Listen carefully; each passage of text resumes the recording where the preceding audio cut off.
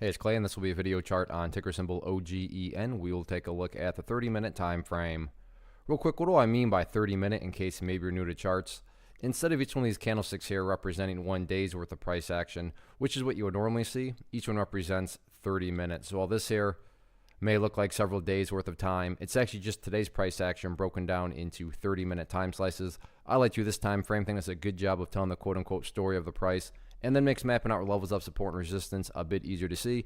I don't mean to state the obvious, but I will anyways. Crazy move today, not only from a price action perspective, but you look down here at the volume, and by far the biggest volume this chart has had for quite a while. So definitely a lot of eyeballs on this one, so I want to get some levels mapped out from a support and resistance standpoint. So first level of support is what I'd call the ideal level. I mean, if you say, hey Clay, what would make this chart look the absolute strongest going forward? And that would be if the price can stay up above 265. You can see on the pullback, that's essentially as low as it got right there. And then a few other times got within the range of it. But point being, the price did hold above it. And if that can continue to happen going forward, then that would definitely be the biggest sign of power on the bull's part. Now, taking a step back and looking at the big picture of things, so this assumes you have a broader time frame horizon.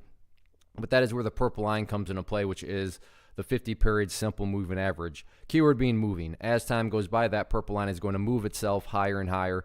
And from a big picture perspective, the easiest way to really look at this in terms of gauging the strength of today's movement is as long as the price stays above that purple line, as the purple line itself moves higher and higher, then the bulls are in full control, the bulls are in full health. How are you going to best visualize that? No questions asked. Again, yeah, if the price could stay above 265, that would be ideal, but taking a step back, looking at the big picture, as long as the price stays above that purple line, the bulls are in full control of the trend. What about areas of resistance?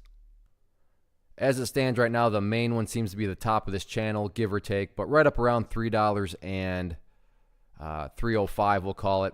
Like I said, I realize the price technically went up above it a couple times, but on the flip side, a couple other times the price didn't quite hit it. So just trying to find the middle ground there, and I'm going to go ahead and call that 305. So really, there's kind of this tight little channel that's formed, and now it's just a wait and see until something happens. And again, quote unquote, something happening is being defined as either a breakdown to the downside of 265 or a breakout to the upside, which would be 305. But as it stands right now, interesting day. So it'll be very interesting to see how this one closes out the week tomorrow.